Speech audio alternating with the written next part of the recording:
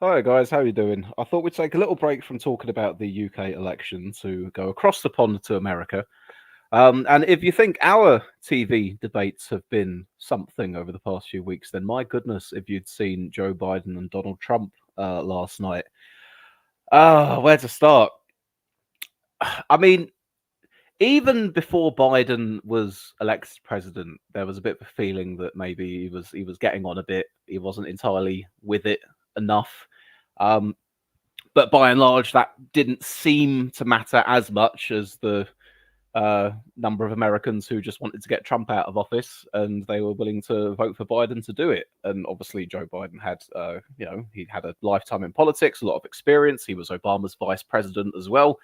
Um, and obviously, he beat Trump in 2020. And I think at the time, said something along the lines of, "Oh, well, Biden will win, but then he'll stand down halfway through and get replaced by Kamala Harris or something like that." In retrospect, I've got no idea why I thought that would happen. It's not as if I had any insider information. I suppose it was just a degree of common sense wishful thinking, maybe, to go, oh yeah, but Biden's not really with it anymore, but surely he'll pass the torch on to someone else at some point before things get too bad.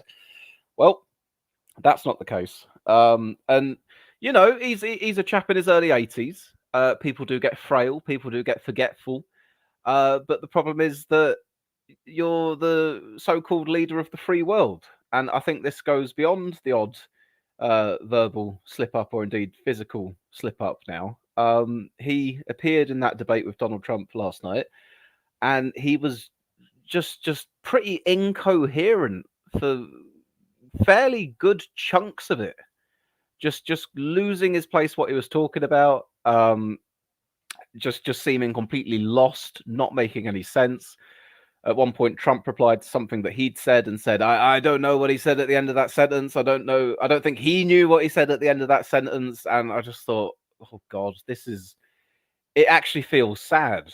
It actually feels sad, honestly. I mean, I know that, here on the YouTube channel from time to time, I've made jokes at Joe Biden's expense, just at how old he is or not with it anymore and all the rest of it, because, isn't it hilarious? The president of America is a man who really isn't qualified to be president. Oh, well, we've had that for a few terms now, haven't we?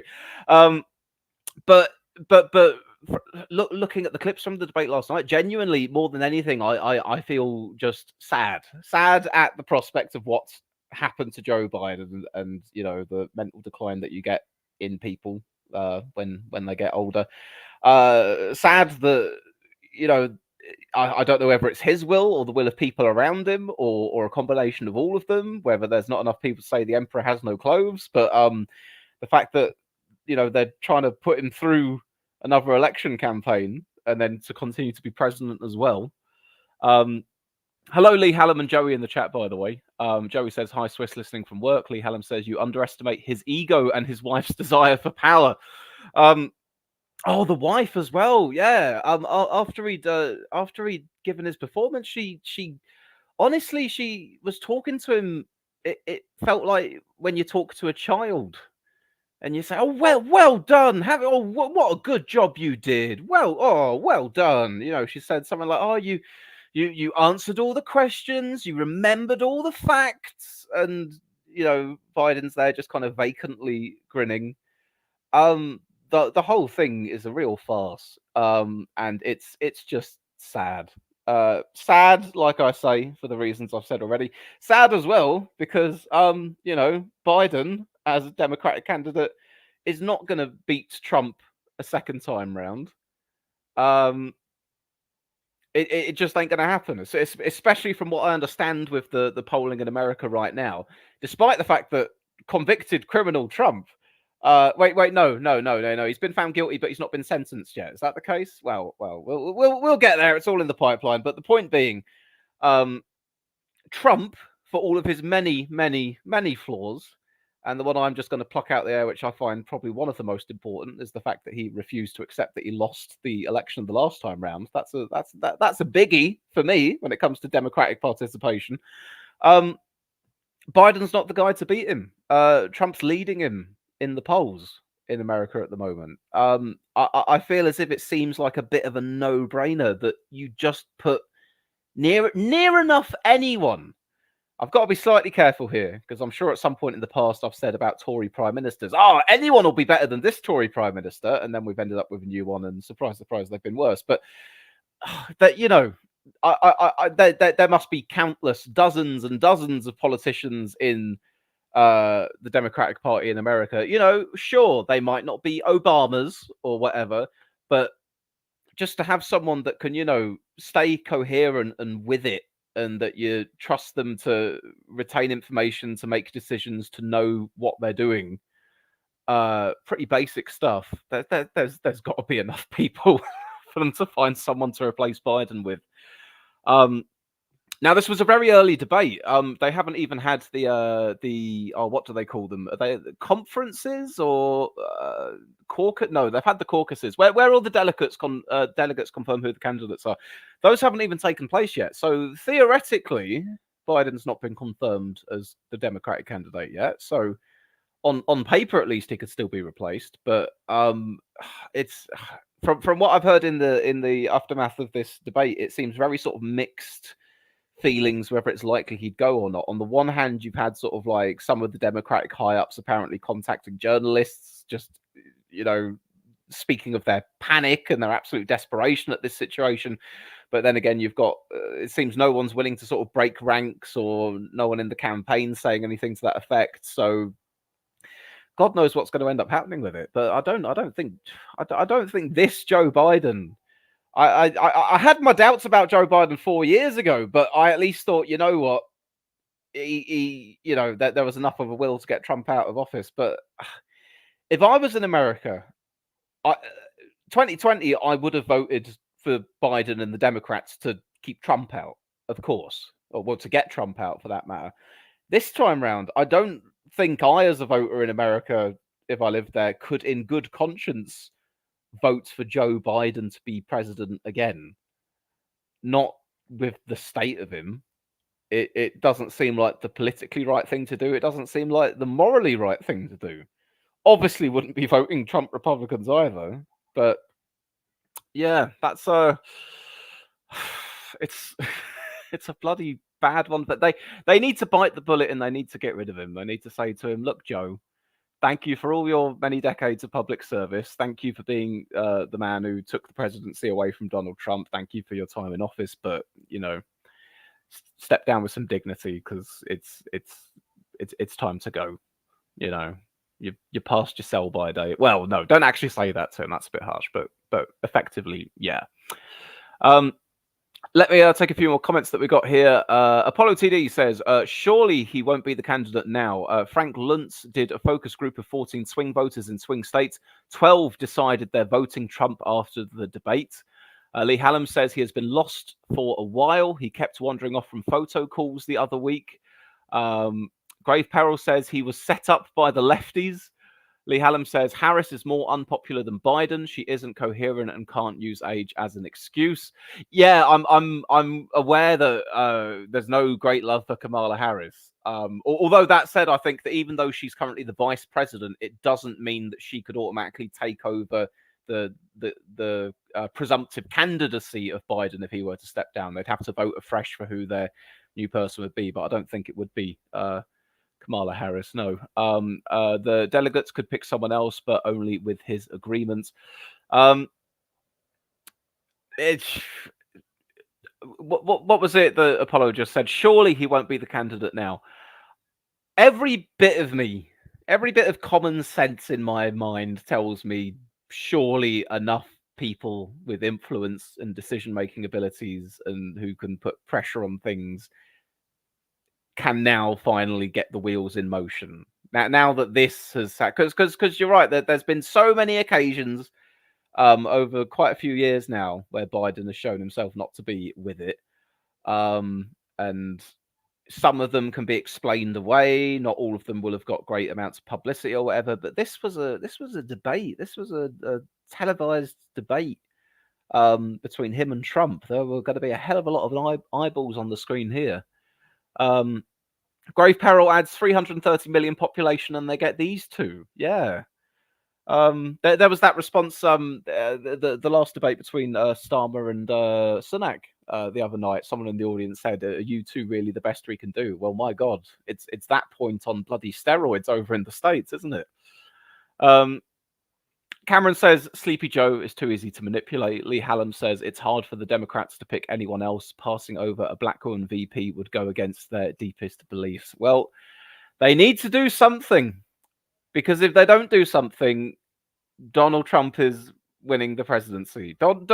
Despite everything, and it's maddening to say, despite him, all of the trouble caused by him not accepting the fact that he lost the last race, which, like I say, it is one of the most core and essential democratic principles, in my opinion. The peaceful transition of power, the acceptance that if you don't win, you're no longer in power.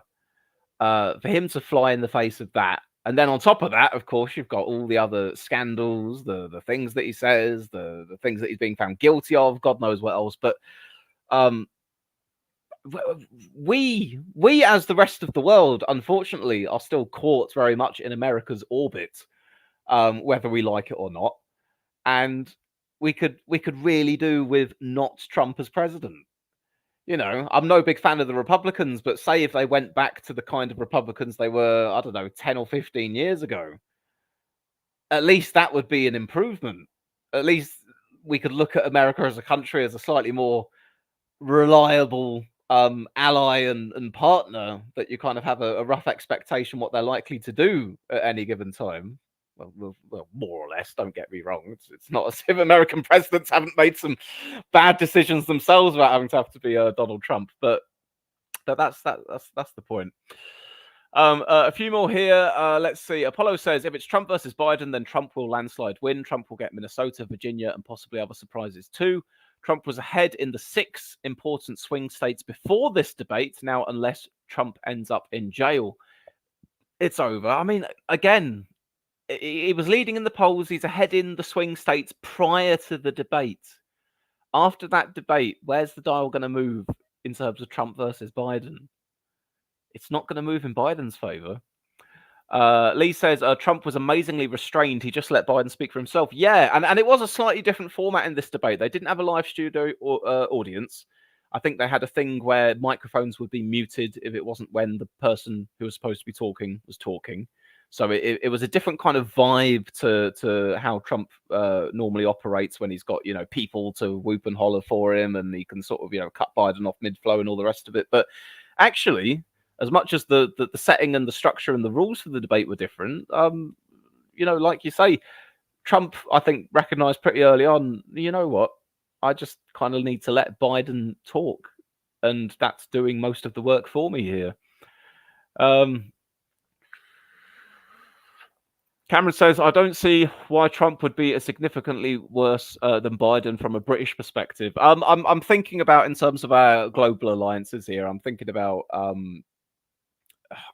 things like Putin and Russia, Ukraine and Europe, and who would likely be a more reliable ally against the backdrop of everything that's going on and will continue to go on over the next few years.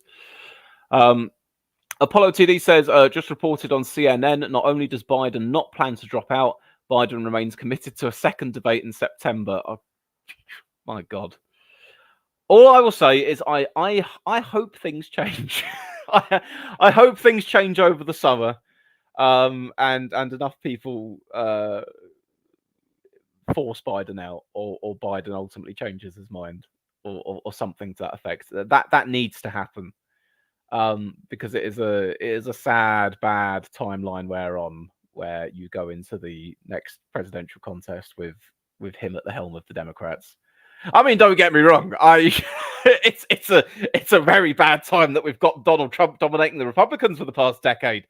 But I'm speaking from the point of view of a person who wants to see Trump beat in this election, and Biden is not the guy to do it. Jerry says it's cool. The next debate will have Trump on Special Kia. Special Kia? What, Starmer? Right. Anyhow, guys, I just wanted to share a few thoughts on that one. This was just a quick little stream, just responding to that because I felt that it was well, I'll put it this way: when we talk about debates in this country for our general election, say, and we go right, oh, were there any big moments? Has anything changed as a result of this debate? Were there any knockout blows? Has the dial moved? Will this affect the outcome? Blah blah blah. More often than not, we end up saying no, not really. Don't think so. Not much will have changed. Nuh-uh. It's not that case, I think, with this debate. As much as I think there was a fair amount of awareness of Biden's faculties at this point in time, I don't think there's ever really been a moment that it was exposed so explicitly and nakedly in the way that it just has been. Biden was already in trouble versus Trump for the presidential election, but whatever position you thought he was in before, times that by a couple of Rishi Sunaks, and that's where you probably are now. All right then, folks. I will probably be back on Sunday, where we'll be continuing to talk about UK election coverage. We've still got 2 manifestos left to look at, so the next one we look at will end up being the Tory manifesto. And of course, there will be more polls and all the rest of it. There's been an MRP poll in the last couple of days, one that's now got the Tories behind the Lib Dems, with the Lib Dems now being the official opposition. I'm going to look at a bunch of polling and MRPs kind of in the round together when I next see you guys, because there's been a lot of MRPs done. There's been a lot of range in terms of what these MRPs are saying as well. So as exciting as that prospect is, I'm not going to jump up and read too much into that particular MRP saying what it's saying, because some things just don't strike me as instinctively credible. And I think the Tories dropping that low is perhaps one of them. But we'll see. Anyway, guys, take care of yourselves. I hope you have a good weekend. I'll catch you all later on. Ta-ta.